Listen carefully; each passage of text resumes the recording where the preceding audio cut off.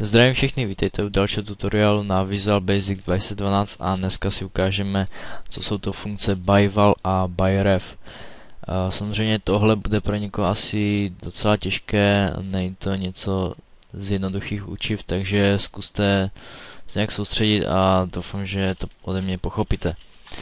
Každopádně vím, že tohle možná pro někoho bude ještě nuda, ale samozřejmě vrhnem se, doufám, že už příště do nějakých zábavnějších a užitečnějších aplikací. No ale dneska si ukážeme, co je to vlastně ByVal a ByRef. Takže jednoduše si tady dáme první, deklarujeme nějakou proměnou. Takže třeba dým x as integer rovná se 5 třeba a to musíme. Takže teď si vytvoříme sub funkci, to jsme se učili v minulých tutoriálech a sub dáme. Tak a tady dáme název té sub, takže třeba sub1 a máme tu funkci. Tak a teďka vlastně jdeme na to ByVal a ByRef. Takže první si ukážeme, co je to ByVal a to poznáte hned vlastně ty rozdíly. A teďka tady napíšeme ByVal, třeba x1, musí to být samozřejmě jiná proměna, to si vysvětlíme proč. A tohle je vlastně všechno. Teďka napíšeme, že ta funkce, ta sub vlastně bude dělat, že třeba ta x1 bude vlastně to přidávat té proměnné plus 1. Takže proč vlastně, když chci pracovat s tady tou proměnou, proč tady mám x1, čili jinou proměnou? To si hned ukážeme.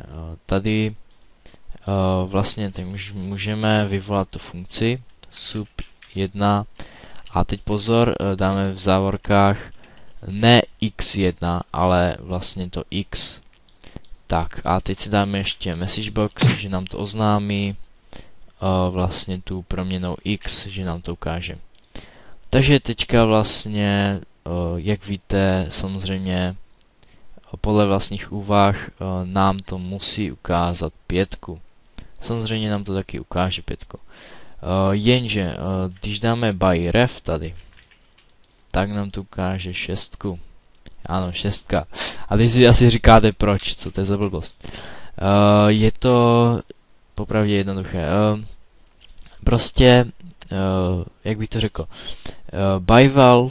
ByVal funkce vlastně funguje tak, že tuhle proměnou vlastně takhle. Ona má vlastně příkaz, že přidává plus 1 do proměnné. Jenže tady má vlastně v call sub má napsanou tady tu proměnou, čili vlastně jako kdyby napíše tady tuhletu, ale když tam dáte ByRef, tak napíše jako kdyby tohle a nějak se to vlastně spojí s tady tou druhou proměnou a dá plus 1. Pro vás to je asi nepochopitelné. Zkrátka, ByVal funkce funguje tak, že vlastně funguje jenom v tomhle subu. Nefunguje mimo klásu. To znamená, že vlastně funguje tady, ale nefunguje jako kdyby už tady. Takže vlastně vám to vlastně sice řekne tu 5, ale vůbec to nesouhlasí s tímhle, vlastně ta funkce, když je vlastně ta ByVal. Takže vlastně vám to napíše tu 5.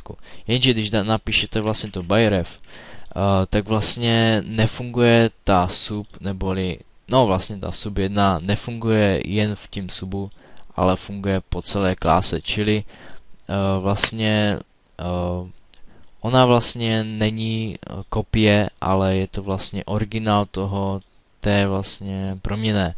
Čili, jak bych vám to vysvětlil, je to, zkrátka my teďka vlastně, když vyvoláme tu sub1, tak nám to řekne tady tím pomocí tady toho ByRef, že vlastně ta funkce funguje vlastně i na tady tu proměnou a díky tomu vlastně si to deklaruje, vlastně tohle jako kdyby udělá, že tahle funkce je ta sama, ta proměna je ta sama a přidá prostě plus 5 plus 1, takže bude 6. Rozhodně není to jednoduché, ale doufám, že to na pochopení nějak stačí. Když tady dáte třeba plus 5, tak tady bude 10 samozřejmě.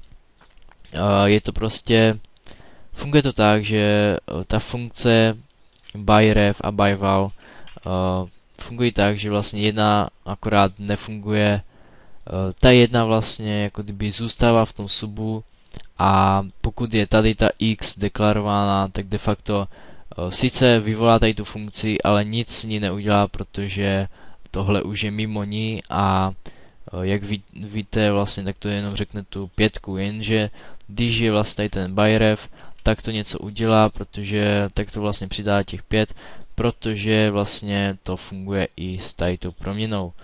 Čili vlastně úplně přesně, jak bych vám to řekl, de facto tenhle příkaz vezme tuhle proměnou a jakoby přičte vlastně tohle. Samozřejmě to je blbě, ale on jako kdyby vezme vlastně tady tu proměnou a přičte jako kdyby tady tu, protože vlastně když je to byref, tak může vlastně i mimo, promiňte, i mimo sub vlastně pracovat. Takže to by bylo všechno a uvidíme se u dalšího tutoriálu.